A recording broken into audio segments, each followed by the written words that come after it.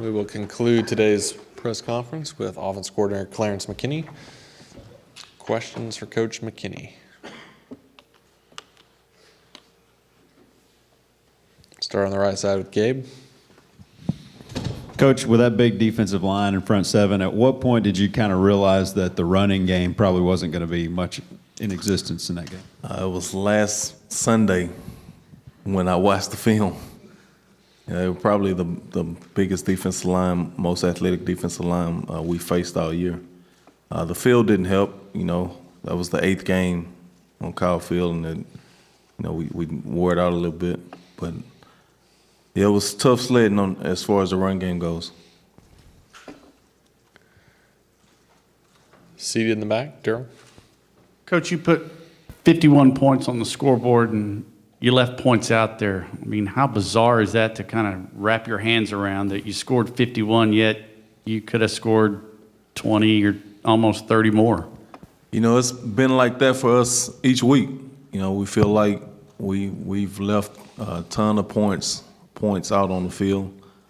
We haven't put together a perfect offensive game yet, and hopefully that game is coming for us.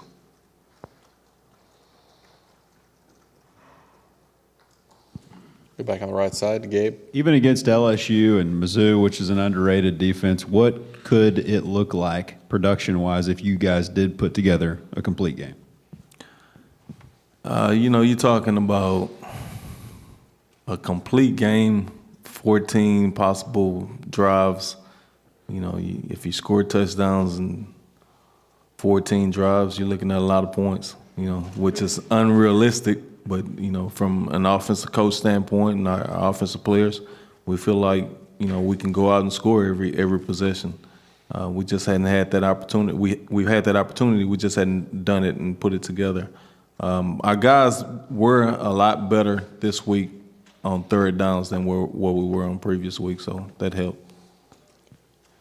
Go to seated in the back, KO.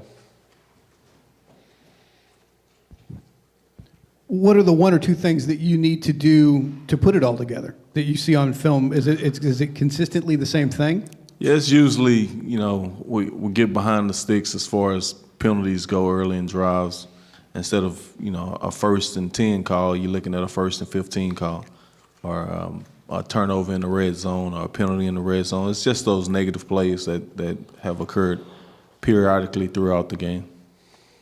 Down low on the right side, Sam. I know we've heard guys talk about Ben Molina and his leadership and production, but what is he like to be around personality-wise? I noticed he had a pretty grand entrance on Senior Day on Saturday. What is he like just day-to-day? His day-to-day, I guess he's kind of like Superman and Clark Kent. You don't notice him during the day. You don't notice him in meetings. You don't notice him at practice. He doesn't say a whole lot.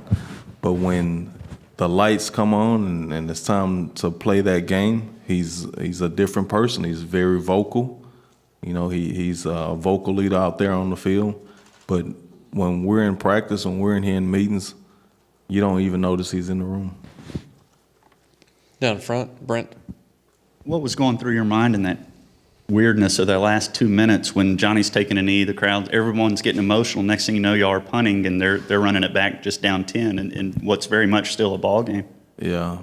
I was trying to figure out what the referees were doing there. We ran a play and then we ran another play and we reviewed a play from 2 plays ago. I didn't know that was possible, so I was trying to figure out what was going on as far as the referees, what they were doing.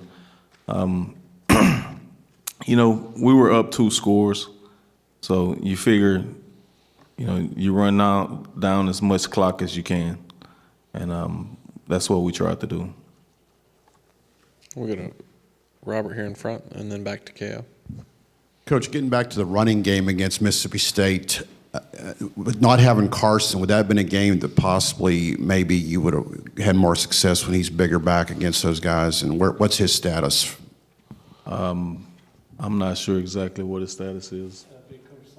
Yeah, that'd be a question for Coach Sumner. If we had him, I mean, who knows? All 3 or 4 of those guys are very talented. We did have a couple nice runs in there. Trey Carson's good.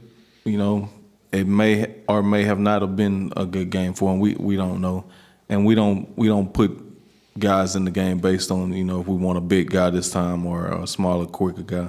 We just roll those guys in and run our offense. Time for a couple more. Seat in the back, KO.